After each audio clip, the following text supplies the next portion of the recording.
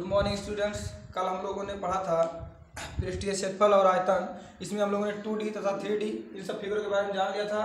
अब हमारे सिलेबस में जो चैप्टर है वो केवल 3D के लिए है और आज हम उसी के क्षेत्रफल और आयतन के बारे में पढ़ेंगे। तो सबसे पहला हमारा आता है क्या, घन। उसके बारे में पढ़ना है। तो देखो घन क्या होता है, घन क्यूब।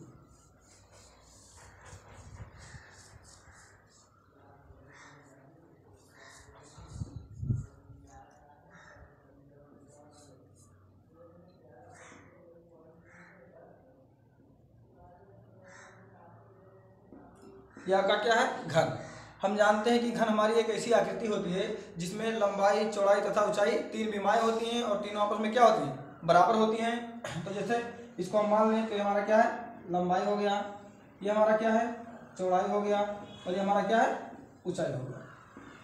तो हमारा क्या होगा, लंबाई, चौड़ाई और ऊंचाई। हम जानते हैं कि लंबाई को L से, चौड़ाई को B से तथा ऊंचाई को S से दिखाते हैं। तो हमारा है घन।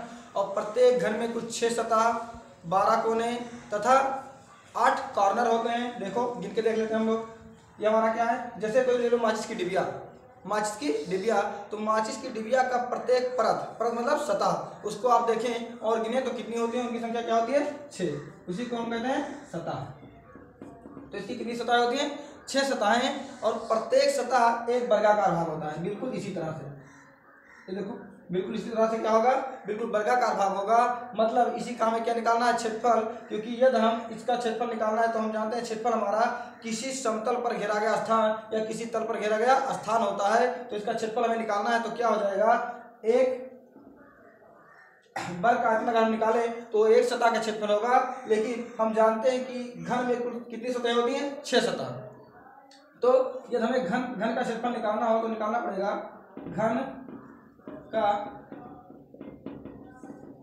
क्षेत्रफल बराबर क्या हो जाएगा, 6 सतह होता है तो एक सतह है और एक वर्ग का क्षेत्रफल क्या होता है, ये स्क्वायर। हम जानते हैं कि भुजा को किससे दिखाते हैं, ये से। तो हो जाएगा हमारा ये, तो हो जाएगा हमारा पूरा क्षेत्रफल 6 स्क्वायर। अब देखो इसमें लंबाई, चौड़ाई और ऊंचाई हमने कहा। और ये भी हम जानते हैं कि किसी भी घर के प्रत्येक भुजाएं आपस में क्या होती हैं, बराबर होती हैं। क्योंकि वर्ग का प्रत्येक भुजा बराबर होता है तो घर का भी प्रत्येक भुजा क्या होगा, बराबर होगा। तो लंबाई को भी हम किससे दिखाएंगे, ऐसे ही दिखाएंगे। चौड़ाई को भी किससे दिखाएंगे, ये से ही दिखाएंगे। इसी प्रकार ऊंचाई को भी किससे दिखाएंगे, ये से ही दिखाएंगे। तो इसका कुल क्षेत्रफल हमारा क्या हो जाएगा, 6 स्क्वायर हो जाएगा। इसी प्रकार ये हो जाएगा हमारा घन का क्षेत्रफल। फिर इसके बाद आता है हमारा घनाभ। देखो घनाभ देखते हैं आप।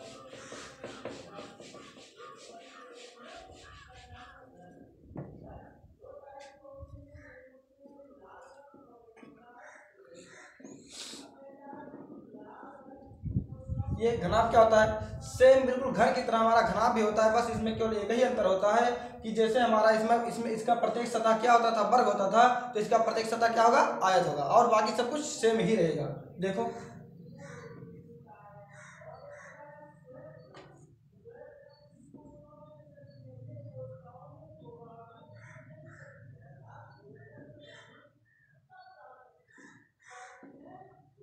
ये आपका क्या है, घनाभ है। इसमें भी कुछ सेम उसी प्रकार होंगी, 6 सतह होंगे और 12 कॉर्नर होंगे और 8 कोने होंगे।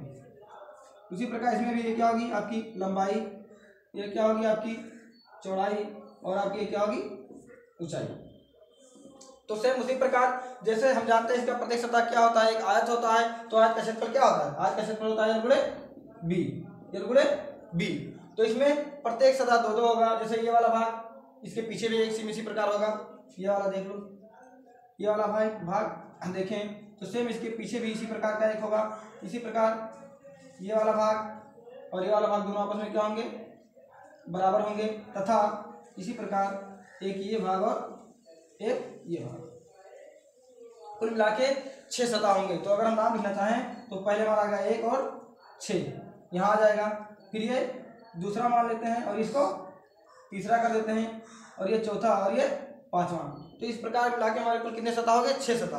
अब अगर हमें इसका क्षेत्रफल निकालना है तो 6 सतहों का क्या निकालना पड़ेगा, क्षेत्रफल। तो 6 सतहों का क्षेत्रफल क्या होगा, एक होगा हमारा ये दोनों। तो इन दोनों का क्षेत्रफल देख लेते हैं, क्या बनेगा हमारा, एक इसका भाग H है और इसका B। तो इसका क्षेत्रफल बढ़ेगा हमारा 2 गुणे H इंटू B। एक ये हो जाएगा। 2 क्यों लिखा गया यहाँ पर, क्योंकि इस प्रकार के हमारे पास 2 सतह हैं। सेम इसी प्रकार इसका और इसका लें तो ये किस में आ रहा है, L तथा बी में आ रहा है तो इसका हो जाएगा 2 गुणे एल इंटू बी। सेम इसी प्रकार आगे जो ये वाला है और इसके पीछे तो इसकी क्या है एच तथा एल तो हो जाएगा 2 गुणे एच इंटू एल। इस प्रकार के छह सतहों के हमारे क्या हो जाएंगे क्षेत्रफल हो जाएंगे। तो यदि हम इस पूरे आकृति का क्षेत्रफल निकालना चाहे तो क्या हो जाएगा अतः घनाभ का क्षेत्रफल बराबर क्या हो जाएगा हमारा 2 LB plus 2 HB plus 2 HL 2 LB 2 HB plus 2 HL मतलब सभी सतहों का योगफल हमारा क्या हो जाएगा इस पूरे आकृति का क्षेत्रफल बन जाएगा। तो इसको हम लिख सकते हैं 2 इंटू 2 अगर हम कॉमन लें सब में है तो LB plus BH plus HL और हम लोग जानते हैं ये हमारा क्या होता है एरिया घनाभ 2 गुणे LB plus BH plus HL। तो इस प्रकार हम अपने घनाभ का फॉर्मूला प्राप्त करते हैं। ये हमारा हो जाएगा घनाभ का क्षेत्रफल और घन का क्षेत्रफल हम लोग पढ़ चुके हैं क्या होता है 6 स्क्वायर। अब हमें इन्हीं दोनों के ऊपर आधारित कुछ प्रश्न पढ़ने हैं लेकिन प्रश्न पढ़ने से पहले क्या करते हैं इसके आयतन के बारे में हम बात कर लेते हैं। देखो तो ये हो गया घनाभ बना देते हैं पहले घनाभ पढ़ लेते हैं फिर हम लोग पढ़ेंगे घन।